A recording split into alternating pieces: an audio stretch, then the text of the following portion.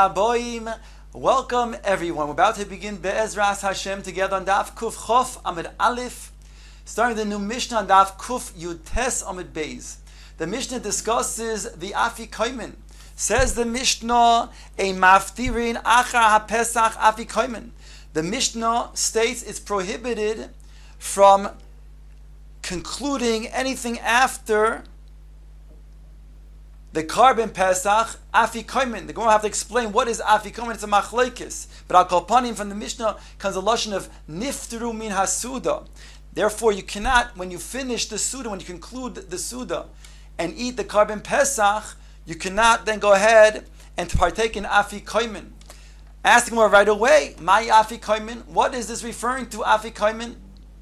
Omar Rav shelo yakru mechabura lechabura. Rav says you cannot then go from one chabura to another chabura. We know that's to be true, that one is then going to be prohibited from doing that. But here it's referring to then afikoimen, a contraction of the words of apiku minaychu, refer to taking out your kalim. In other words, you can't take out kalim to eat somewhere else. You can't eat anywhere else, because then will be a problem of then eating from one place to another place, and that will poisel the carbon Pesach. Ushmuel Omar, Shmuel argues and says, Kigon ardiloi li vigozloi laabo. It refers to the mushrooms that I eat for dessert, and those gozolois that Rav eats for dessert. In other words, the problem over here is eating altogether. Forget about taking your items and eating them somewhere else, but eating even in your own place. And therefore it's a contraction, afikomen, from the words apiku mine, meaning desserts, taking out sweet things. That you cannot do, no matter where you'll eat in the same place. So in other words, according to the first opinion of Rav, which afikomen means there's a concern that you're going to eat somewhere else, he would say you can eat there, in the same place that you're going ahead and eating the Karban Pesach. But according to Shmuel, you can't even eat in the same place after you partake in the Karban Pesach, because you need to have the tam of the Karban Pesach in your mouth. Rav Chanina bar Shilo Rabbi Yochanan Omar, along the same lines as Shmuel, they say Kigoin Tmarim Kloyos ve'egoizim.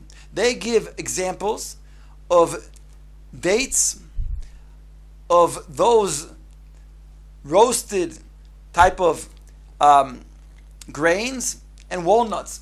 In other words, Rabbi Yochanan, he's saying similar to the word afikomen, like the previous opinion of Shmuel, that it refers to apiku mine, desserts, and therefore they agree also, Rabbi Yochanan agrees also with Shmuel that you cannot even eat in the same place.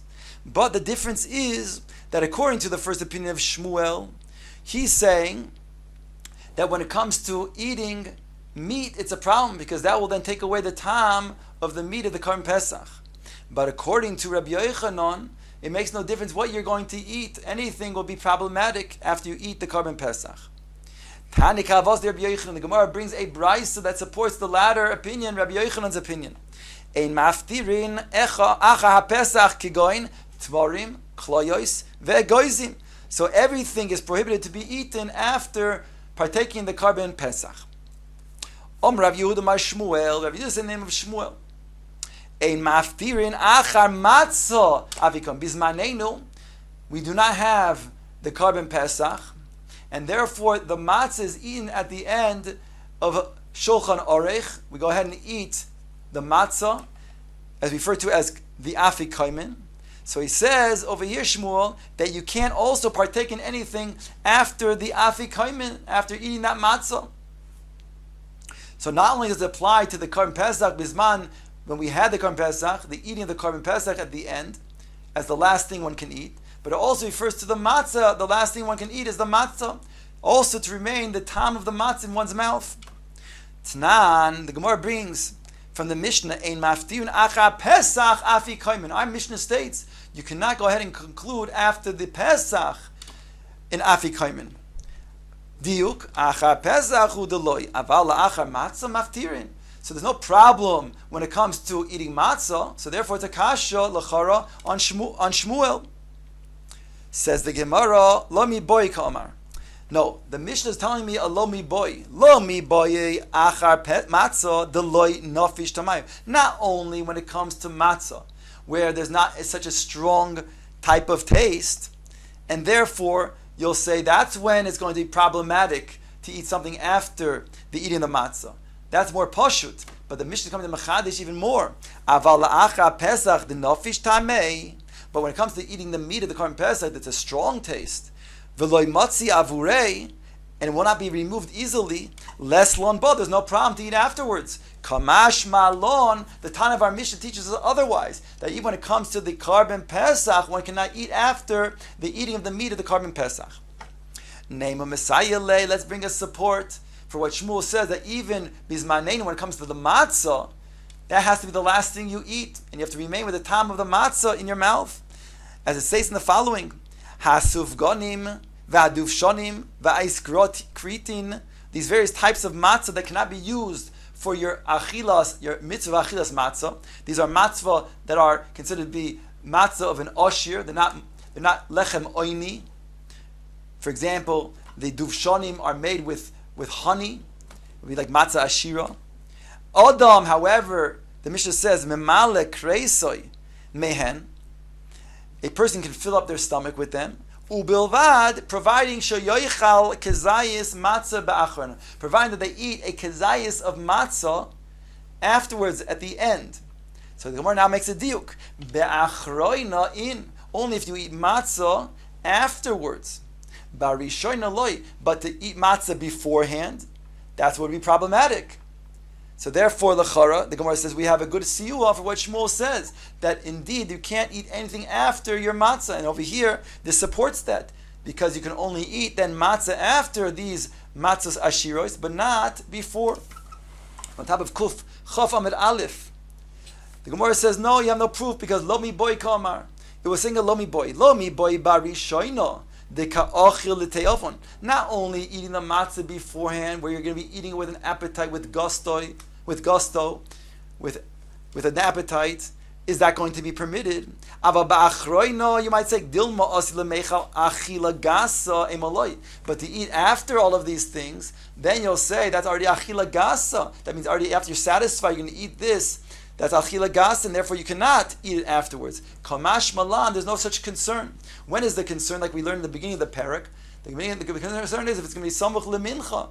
Then when a person eats in the afternoon, he might fill up, thinking that he will then have an appetite at night, when indeed it ruins his whole appetite for the matzah. He eats ba'achila gasa. Whereas over here, he knows that around the corner, so to speak, after the meal, he's going to be then eating this afikomen, and therefore there's not a problem to eat the matzah even after these types of matzahs ashiros. Mar Zutra Masni Hochi. Mar Zutra taught the statement of Shmuel in the exact opposite way, as follows: Omar Rav Yosef, Omar Rav Yehuda, Omar Shmuel. Maftirin achar hamatzah afikomen. One can conclude, he can have afikomen, have something after eating the matzah, after the matzah. He can have his desserts after eating the matzah as well. It's only the Korban Pesach that he cannot have after, but the matzah he could eat afterwards. Neima misayele. Let us bring a support for what the statement of Shmuel is saying, as follows: Ein maftirin achar pesach afikomen. It states in our Mishnah that you cannot then have afikomen after partaking in the Korban Pesach. The Korban Pesach has to be the last thing you eat. The diuk is achar ha-pesach he who deloy aval achar matzah maftirin. Only after the Pesach is it a problem, but after matzah you could eat your desserts, and that would l'chara be a support for what Shmuel is saying. The Gemara says no, lo mi boy ka'amar. This is saying a lo mi boy in the Mishnah, as we said before. Lo mi boy achar matzah. Not only when it comes to then having dessert after matzah deloy nafish taimei, where in matzah it doesn't have such a strong taste, so therefore it's very easily removed. So that's where it's a problem to eat something afterwards. Aval la'achar pesach emoloi. But after the strong taste of the meat, which is hard to remove, then I would say that then it's not a problem to eat something afterwards. Kamash malon, that indeed it is a problem. That's the chiddush of the Mishnah. Meisvei, the Gemara now asks on Shmuel's statement that you could eat your desserts even after eating the end of the matzah. Hasufgonim v'aduvshonim v'ha'iskra itin. From all these types of matzos that one cannot fulfill his mitzvah of achilas matzah with, a person can fill up his stomach with them. Ubilvad, providing sheyochal kezayis matzah ba'achroina, that he eats a kezayis of matzah afterwards. Diuk ba'achroina in barishona loy. So here we have a kasha on Shmuel. Here it's mashma that only afterwards can you eat your matzah, but to have your achilas, your kezayis of achilas matzah beforehand, not. The Gemara says loy mi boy kamar. You have no proof from here, no kasha from here, because it's a lo mi boy. Lo mi boy barishoina de ka'ochil lete'ovon. Not only can you eat the matzah beforehand, when you will have a good appetite, which is certainly pashut. Aval the chiddush is ba'achroina the asi lemichla achila gasa emoloi. I might think that you cannot eat your matzah, your mitzvahs matzah, after all of these things, these filling up your stomach with these types of matzos, of things that are not lechem oini, and you can't do that. Kamash malon, the chiddush is that we're not concerned that you will not be able to eat your afikoimen, you will not be able to eat rather your matzah, and therefore you can go ahead and eat your matzah even after these matzahs ashira, and indeed is not going to be therefore a kasha on Shmuel.